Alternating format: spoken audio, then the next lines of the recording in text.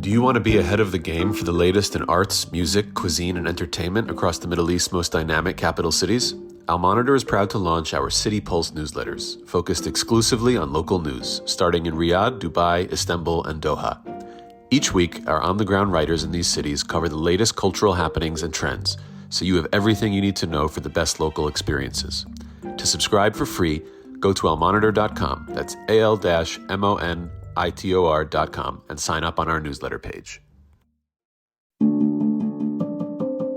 Welcome back to On the Middle East. My name is Amber Zaman, and I am Chief Correspondent for Al Monitor. The massive protests that erupted in Iran in late December in response to soaring prices show few signs of abating as they morph into a broader and sustained effort to unseat the clerical regime. The regime has responded as usual with indiscriminate force. With an internet blackout cutting the country off, it's hard to estimate how many Iranians have lost their lives. US President Donald Trump has threatened to intervene if the violence against civilians persists, and Iran's regime now says it's willing to hold talks with Washington, ostensibly to avert that outcome. The uprising is being billed as the most threatening to the regime since it overthrew the Shah in 1979. My guest today is Christopher de Bellaige. He's a historian and the author of several highly acclaimed books on Iran, who spent long years in the country as the Economist correspondent. Chris, a fluent Farsi speaker, is also the author of the recently published trilogy on the reign of the Ottoman Sultan, Suleiman the Magnificent. Welcome to our program, Christopher. Thank you so much, Amber. You wrote a brilliant piece for Unheard explaining why things are different this time and then projecting what's likely to happen going forward. Christopher, for our audience, could you briefly summarize the reasons why things are different this time and why the regime's assumptions of what is likely to happen are proving to be so colossally wrong? Yes, I think the word assumption is really important here. And I think what has sustained the regime and Ayatollah Khamenei in their belief that the regime can carry on really indefinitely is three major assumptions. The first is that if you have protesters out on the street, then you can discredit them by saying that they are acting as pawns of foreign enemies, and the idea of foreign hand in acting surreptitiously in Iranian politics has been extremely potent in the past, and indeed has been one of the major themes of Iranian political life for 100 years or more. So that's a very strong assumption. The second assumption is that the middle classes are soft, and they're pampered, and they don't want to get killed or hurt, and that if you show them some real brutality, they will be cowed and return home with their tails between their legs.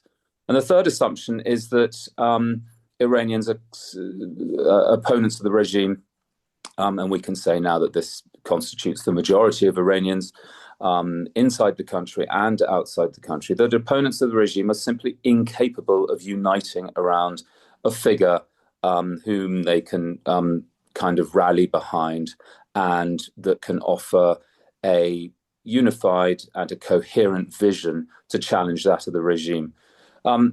What I think has happened in the last few days, and as an observer of Iran over the last 30 years, it's almost as difficult for me to change my assumptions as it is for Ayatollah Khamenei to change his, because I've got used to them as well. But what I think has happened in the last few days is that all of those three assumptions that I've listed have become obsolete, and they no longer hold true. Or if they do, they hold true to a much lesser extent. So why has this happened, and what's the dynamic? The first dynamic that's worth mentioning is that this middle class no longer exists. It has been immiserated by the collapse of the Iranian economy. The words, we no longer have anything to lose, are heard time and time again. And when people don't have anything to lose and they're desperate, then they're much more likely to show extraordinary bravery and also to become much more violent. In the past, protests had a kind of Gandhian feel. People would go out expecting to get knocked around the head and then return home. Now young people are much more aggressive. They're much more likely to kill members of the security forces, despite the fact that the state has a monopoly on weapons of lethal weapons. That's one thing that I think has happened. The second is that you have a man who was until recently derided as something between a joke and a throwback to a regime that itself was overthrown in the revolution, namely the monarchical regime that went in 1979. And this man is Reza Pahlavi, who is the son of the last deposed Shah. And he's been living for the last 47 years in America. He hasn't seen his homeland for almost half a century. He's a sort of diffident sort of fellow, not particularly charismatic. And also, and a very poor dancer, might I add, because the only time I ever met him was on a dance floor in Lausanne at a discotheque. And, well, you've got a lot closer to him than I have, Amber. But somehow that doesn't surprise me. His father had a certain panache. He fancied himself as a bit of a playboy. Reza Pahlavi, clearly by all accounts, and you seem to be corroborating that, is a more sort of modest and a less showy sort of individual. But over the last few years, and particularly in the last few days, he's affected an extraordinary rise in terms of his profile and his credibility. And so what we're now hearing from the streets of Tehran is a very persistent cry among many protesters, long live the Shah. That doesn't necessarily mean that the protesters have thought through the implications of a restoration of the monarchy. It doesn't necessarily mean that they would like to, they've figured out whether they want a constitutional monarchy or whether they want Reza Pahlavi to be a figurehead, in the manner of Zahir Shah after the fall of the Taliban in 2001, or whether they actually want him to take over and actually run a government. What it does mean is that they've shed their parents' squeamishness about the Pahlavi dynasty. It doesn't really resonate for them. They'd have no recollection of life before 1979. And they have latched on to the most accessible and the most convenient and the most recognized figurehead available to get behind. And then I think the question of outside intervention is the third thing that we need to mention here in terms of the changed assumptions. I've spent a lot of time as a historian writing about Iranians' absolute abhorrence of Western intervention in their internal affairs. And that has been going on since the beginning of the 19th century. And it rose and fell. And there are many, many peaks, or as you might put it, nadirs in this story. And I think, like many others, had banked this kind of assumption and thought that whatever happens in Iran, Iranians will never welcome an outside intervention because it goes against the nationalist patriotic grain. I now think that there has been a change, and particularly among the young, partly for reasons that I alluded to earlier with respect to the other assumptions. But I think that people they don't really care if in 1953 the Americans and the British toppled an Iranian prime minister. Their historical memory has been pushed to one side under the pressure of the present, and the present is a very urgent present. And they're, I think, thinking to themselves, if Trump threatens Khamenei with military action, if Netanyahu threatens Khamenei with military action, Khamenei will think twice about the measures that he uses. He will not feel the same impunity that he would. Now, if that happens, and if there are attacks, we will have to see what the nature of those attacks is and whether or not there are large numbers of civilian casualties. Now, that could change the calculus. That could push, that could make it much easier for the regime to say, now, hold on, your foreign intervener, your foreign savior, is killing hundreds and hundreds of Iranians. So we will just have to see. That is now in the realm of speculation. These are the three assumptions and the three changed realities. Today's transformation of the Middle East is at the center of global geopolitics. Whether you're an analyst, diplomat, executive, or academic, you need the best reporting and analysis to understand what's really happening on the ground and what it means for the world. Al-Monitor is the award-winning independent leader in Middle East news. From Riyadh to Beirut, Abu Dhabi to Doha, and Baghdad to Tehran, our team of over 100 expert journalists report daily on the top stories driving the regional trends. Download our mobile app and subscribe to Al-Monitor to follow what leaders and decision makers are reading every day. Go to almonitor.com, that's AL-MONITOR.com, and use promo code POD25, POD25, for a discount. One of the things that comes up quite a bit in the analysis is what will the army do? What will the IRGC do? And if they stop, shooting people and turn against the Ayatollahs, then that could be another way that the regime collapses. But then you end up with them in power. And we saw what happened in Venezuela, where Trump seems to be happy to have gotten rid of Maduro, but then to carry on with the other rogues who are in power there. So what kind of what scenarios, possible scenarios of transition do you see?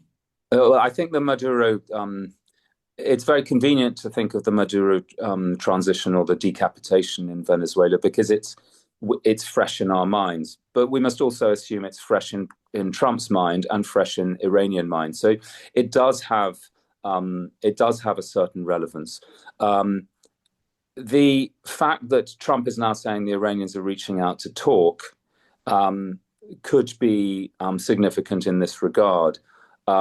I think Trump feels that he has the upper hand in his whatever negotiations follow with the Iranians, and yet at the same time, the Iranians have have a very justified reputation for using negotiations as a way of stringing their opponents along. Making vague undertakings, but taking a long time to actually get to the meat of the matter and actually putting a signature on a line.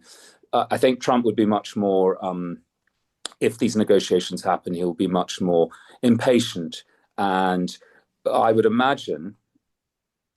This too is highly speculative. We really don't know, but I would imagine that the Iranians would say we're now willing to talk very seriously about abandoning nuclear enrichment. But that's a dead letter because the Iranian nuclear program has been obliterated by Trump and by Netanyahu this summer. So in a way, that's kind of irrelevant. I think what Trump might be susceptible to is a discussion over a change of leadership. If Khamenei were to step aside, then how could the Islamic Republic reform itself in such a way that would make it amenable to questions of liberty, but also to the entry of American business interests?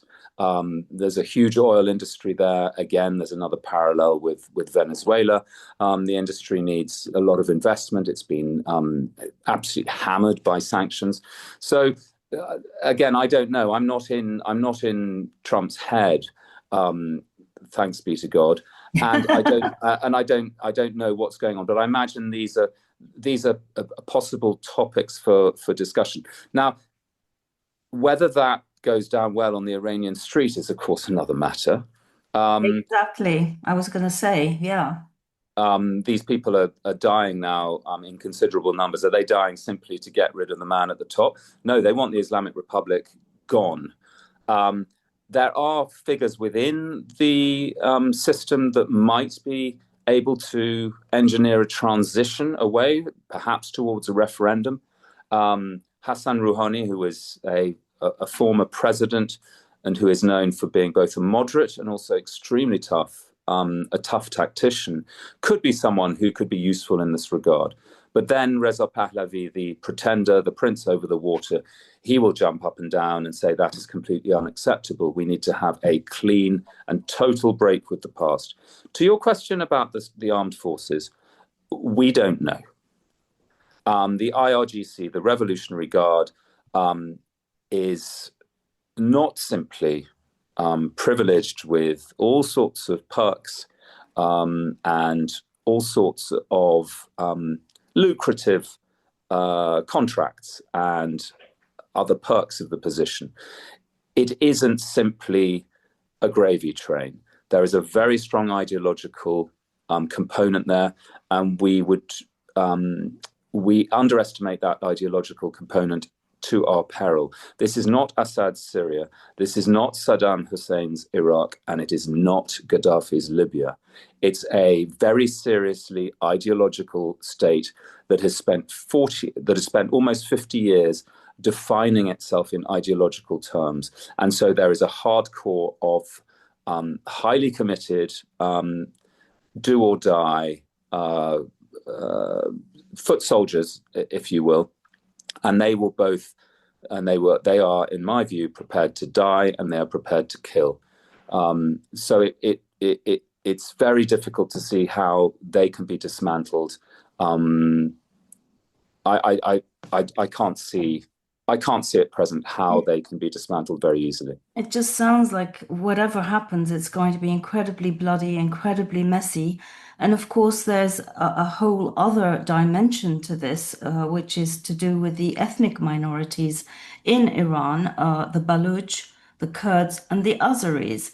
And of course, they obviously spot an opportunity here, and we already see the Kurds certainly mobilizing to some extent.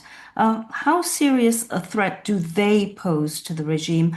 And wouldn't Iran's neighbors, particularly countries like Turkey, who have problems with their own Kurdish minority, be very alarmed? In fact, we see that already, and would jump in to sort of try and preserve some kind of order there and lobby Trump, as would probably Saudi Arabia. I mean, imagine all the instability, flows of refugees, all of that stuff. Could you comment on that also, please, Chris? Iran, the modern state of Iran is a coherent, centralized state. It was under the Shah, it is under the Islamic Republic. And the expectation is that whatever regime replaces the Islamic Republic, if indeed that happens, would also be centralized. It would not incorporate elements of federalism, autonomy for minorities, or anything of that kind. My impression from Reza Pahlavi, and I heard even a snippet of an interview with his mother, Faradiba, the former queen, and she was being asked about her views on the possibility that she might actually return to Iran after such a long period. And she stressed in this interview her keenness that Iran remain one. And this sense of this idea of unity, that if you inherit the mantle of the rulership of Iran, you must maintain its territorial integrity, is highly important. What you're saying about the Kurds is important. They are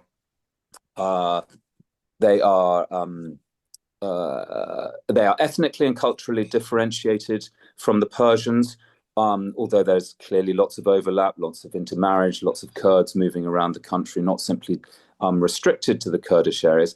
The Baluchis are also ethnically differentiated from the Persians, but they also have a very strong sectarian identity, the Sunni identity that has set them at odds with the Islamic Republic. And so they will be seeking, should the regime fall or indeed be severely reformed, they will be seeking all sorts of new freedoms for themselves. So there will be a lot of what the Iranian center would regard as opportunistic démarche by disaffected minorities. This is what happened the revolution of 1979. The first thing the revolutionary forces did before they started defending the country against Saddam Hussein's invasion was to smack down the Kurds. And so I think it's an important point. I don't know how it will play out, but that perennial historical tension between the periphery and the center will certainly be a hugely important thing. But what we've witnessed, certainly in Syria, is Israel preying on those vulnerabilities and intervening directly to protect certainly the Druze minority. Now, of course, the Druze are a particular case because Israel happens to have many of them, well, quite enough of them inside Israel for them to be a constituency of sorts. One can't say that about the Kurds, but we know that Israel's strategy seems to be to keep its enemies weak and divided. So, do you see potential for Israeli intervention? Beyond decapitating the regime, bringing it down. Depends who comes to power, Amber. And I think should Reza Pahlavi continue his ascent and end up presiding over some kind of new system in Tehran, his first priority will be to establish very close relations both with the United States and with Israel. And I think he believes, as many Iranians do, that there is no intrinsic reason why Jew and Persian should not be great friends, as they have intermittently been in the past. And of course, the sort of the go-to reference in history is Cyrus the Great and his emancipation of the Jews. So this is constantly coming up in conversation. Why is the Islamic Republic nakedly anti-Semitic? Why is it trying to destroy the state of Israel when we have this rich legacy of amity between Jews and Persians? Of course, a lot of that is historical hogwash, and Jews were intermittently treated extremely badly historically in Iran. But it's a very important symbol. And so he will trumpet that symbol and he will bring it to the fore of his discourse. And yes, he will. I think the lesson that if there's a geopolitical lesson that Reza Pahlavi will draw from all of this is that if he wants a new regime that he presides over to succeed, he will need the friendship of the United States and Israel. And to an extent, I think that view would be shared by many now demonstrating in the street. I don't think there's a huge concern of that Trump has trampled over international law or that he is the enemy of human rights. I think there's a very hard-nosed, realistic appraisal of the balance of global forces, and these at the moment seem to favor force, and they seem to favor the Trumpian approach and the Netanyahu approach. Two last questions, Chris, because I know you're in a hurry, but I guess, of course, I'm oversimplifying because I really know nothing near as close to as you do about Iran, but would the sort of ideal scenario be one where the Shah comes back and the army kind of embraces him, and I guess the IRGC would be very cheesed off and would push back, and they sort of battle it out? Because I don't see any Westerners putting their boots on the ground there. I mean, who would help the Shah sort of, stay in power if he was sort of parachuted in by the Americans? It's a very good point. It's a very good question, and I don't have the answer. If the army, for example, the regular army, which the current regime inherited from the Shah, if that contained strong pro-monarchist elements, and that might be the nucleus of a force that he would use and build up around him, and use that to pacify the country and spread his message.